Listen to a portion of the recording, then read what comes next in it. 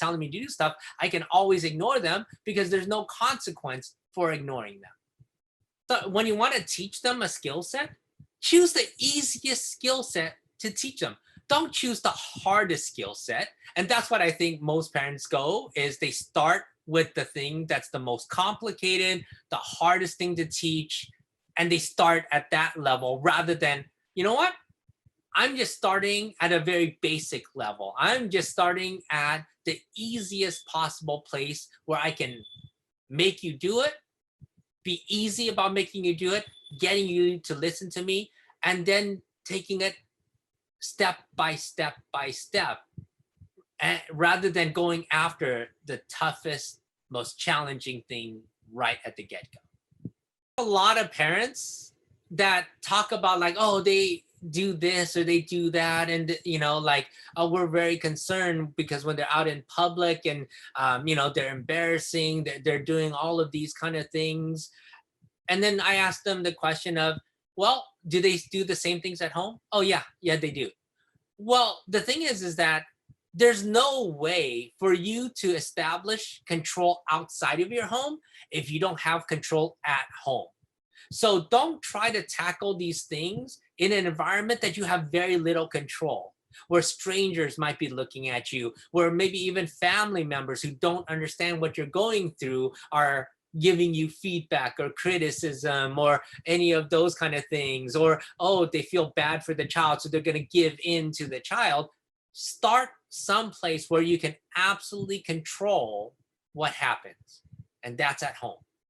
We talked about kind of like the more broad stuff. So let's talk about actual practical things to do when you're teaching your child that's going to actually make the teaching more effective, okay? We talked about handling behaviors, getting those behaviors under manageable, in a manageable way so that they're able to sit and listen and follow your instructions, okay? Now we're going to delve into like, oh, what are the things that you can do to make the teaching situation as effective as possible? One of the most important aspects is for the child to clearly be able to identify something when you ask them to identify it, right? And a lot of the problems is that people aren't even cognizant of making sure that the child is in the best position to see the item itself. One other thing that I tend to see is parents will come to me, it's like, oh yeah, my child has very bad attention, and so like, okay, show me. And so they'll sit with the child and they'll put something in front of the child's face, and the child will look away, and the parent will move it over here and the child will look over here, and the parent will be following the child's eyes, trying to get them to look at it. I have to tell parents is that, well, you understand that's not true inattention, okay? That's learned inattention. What true inattention is that you show something in front of the child, it's like, hey, that's, oh wow, look at, oh man, that's true inattention. Nothing holds their attention for very long, okay? That's true inattention. Learned inattention, it's like, oh, you want me to look at this? I'm not gonna look at that. You're gonna bring it over here, I'm not gonna look at it. It's not an intention, like, the actual attention problem is that they don't fight looking at the item you want them to look at, okay? It's that they'll look at it, but then it doesn't hold their attention for very long, and so they're shifting away from it.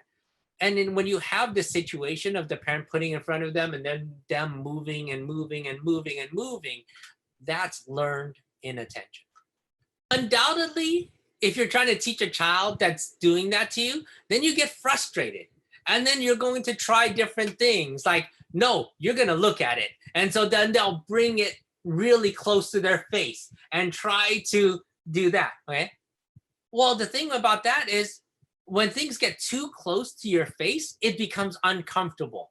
You don't enjoy that process. So then when somebody does that, it makes the situation worse, not better. Too close is uncomfortable. Like when a stimuli is so close to your face, it's actually uncomfortable. And if you do it to yourself, your natural reaction is to look away from that item. This is a simulation of that process working out.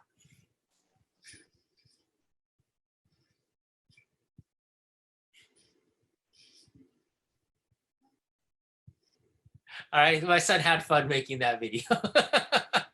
Now, when you're talking about comfortable viewing distance, it's just far enough away so the child it's easy for the child to see, and it's easy for them to process what that item is. For when we teach staff how to do it, what we teach staff to do is, make sure there's a giant bubble that surrounds the child, okay? And then when you want them to look at something, you're imagining that this stimuli is floating on the surface of that bubble. So as you go up, you're gonna taper it along the edge of the bubble. As you go to the side, you're turning it so that the child has a direct line of sight to that item, so that there's no doubt that they can clearly see the item you're asking about.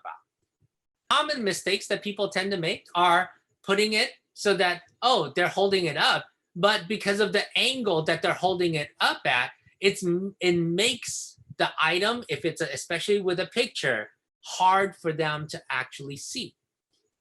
We also train staff on making sure that they're holding the stimuli in a way that doesn't actually end up covering most of the stimuli. You might think it's kind of silly, do people really do that? Well, the thing is, when you're actually teaching a child and there's a lot of stuff going on, I've seen therapists where pictures are upside down, pictures are sideways, their fingers obscuring it. And it's because they're so focused on what they're asking the child to do or trying to manage their behaviors that they're not paying attention to that aspect of it. And when the child gets it wrong, it's not because the child didn't know it. It's because for whatever reason, they didn't have a clear line of sight to that object. This is an example of how the stimuli might look floating on that surface of that bubble.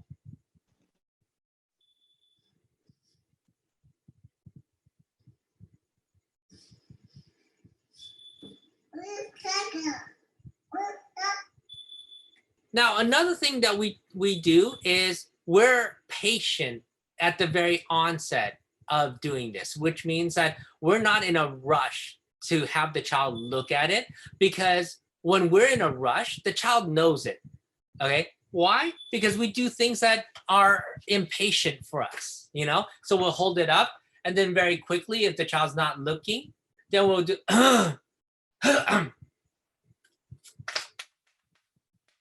okay? Well, we do things to draw attention, okay? But what happens in that instance is the child knows, I know what you want me to do. You want me to look at it. So you know what I'm going to do? I'm going to fight you on looking at that item because you're making me do something I might not enjoy doing it anyways. And so might as well get back at you by not doing what you want me to do. How we train staff is we teach them to sit the child down, okay? And they're going to hold the stimuli up. And they can hold it however they want to, but it should be a comfortable position in order to be able to wait the child out if they're not wanting to look at the card. And we teach staff to just wait there and don't do anything until the child looks at the item. Only when the child looks at it and you can see their eyes, they have to be prepared. They have to be ready. As soon as the child looks at this, then they go in with the instruction. The thing that we do is we make sure the child doesn't do anything else when they're sitting in the chair. So there's no playing with their fingers, there's no looking, there's nothing else that they're doing. If they try to, we bring their hands down and then we go back up and keep on holding the card where we originally had it. If they do it, we'll bring their hands down. If they're doing something else, we're response blocking them. But then we're put right back here and we just wait them out until they look at the item. It's through this method that we teach all of our kids to learn to sit and immediately look at the cards when we present them to them. Because the alternative is I'm going to be really bored in this chair. And I'd really rather be bored doing other things rather than sitting here be bored. So let me just get it done and over with by looking at the card right away. always be moving stimuli around to keep the learner being active. Okay, there's nothing that kind of sabotages the teaching than the learner just not being very not having to do anything, right? So a passive way to do it is, oh, this card is here and it always be here, and I'm always bringing the card and it's always in the same place. So I go to a different card and a different card, but the presentation is always here, right? That creates a passive learner, a learner that just is like, oh, I sit here, I don't have to do anything, okay? And that's what you want to avoid. You want an active learner. So if I move it over here, the child's going to turn their head, turn their eyes, look at it. Then I'm going to move it over here and move it over there. And I'm going to keep these items moving and shifting to get me an active learner. Even when stimuli are on the table, you want to always be shifting and moving them around so that they're not always in the same arrangement.